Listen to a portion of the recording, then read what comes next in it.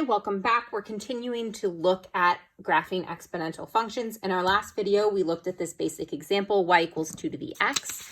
And we are going to use that basic example as the foundation to build on another situation. So this is a very similar problem. It's still basic, y equals 1/2 raised to the x. The difference is this is 2 and this is 1/2. So this is a number bigger than 1, and this is a fraction between 0 and 1. So I'm going to step through this the same way. I'm going to work a little faster. So plugging in 0, 1/2 to the 0, anything raised to the 0 is 1.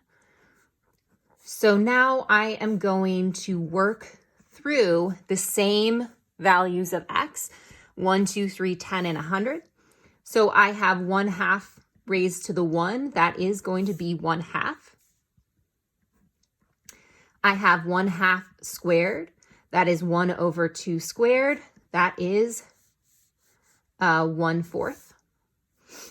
I have 1/2 cubed. That is going to be 1/8. 1/2 to the 10th.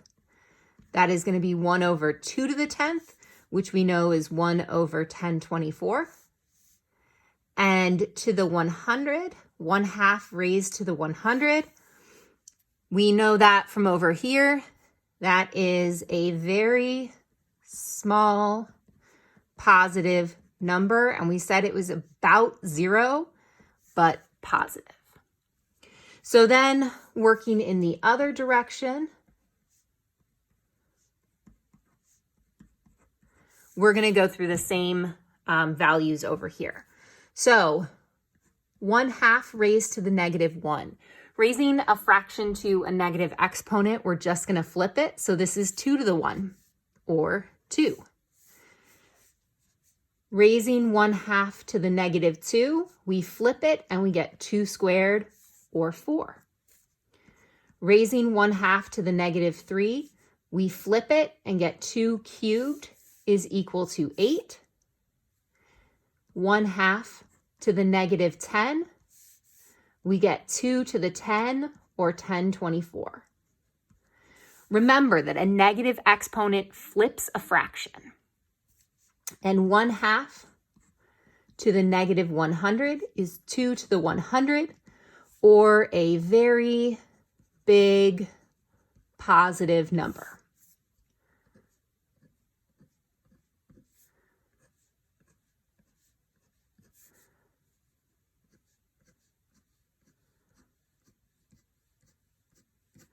All right, so now I'm going to graph it. So I have 0, 1.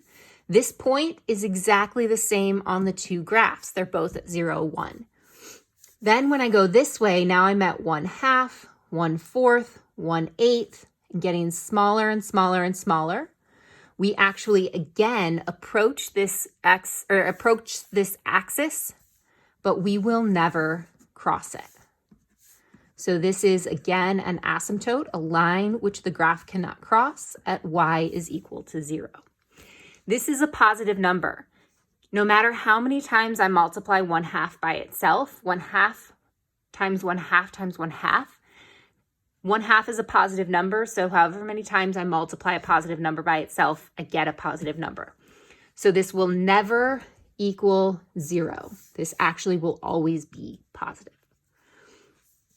So then when I move to the left, I have -1, 2, -2, 4, -3, 8, and then it just kind of explodes. So my domain restrictions, I have none. The domain is from -infinity to +infinity. My range restrictions, 1/2 raised to the x, is always going to be positive. So my range here is going to be a soft bracket 0, +infinity. You'll notice they have the same domain, they have the same range. My intercepts, the x-intercept is, this is the y-intercept, is at 0, 1, and the x-intercept, there is none. And I made a mistake before, so we're just going to change this. This is my y-intercept, and this is my x-intercept. We'll just fix that and make make a note that I'm a teacher and I still make mistakes. So now that we're looking at this, I'm looking at the end behavior here. So as x approaches positive infinity in this case, I need to look at as x gets really big, what's happening to my y? And as we go to the right, my y value is getting smaller and smaller. It's actually approaching 0 from the right. As x approaches negative infinity, what is happening? We're moving that direction and we're getting to a huge number. So y is going to approach positive infinity. We are actually going to give these two types of graphs a name. We are going to call this one exponential growth because as x gets bigger, our y value grows.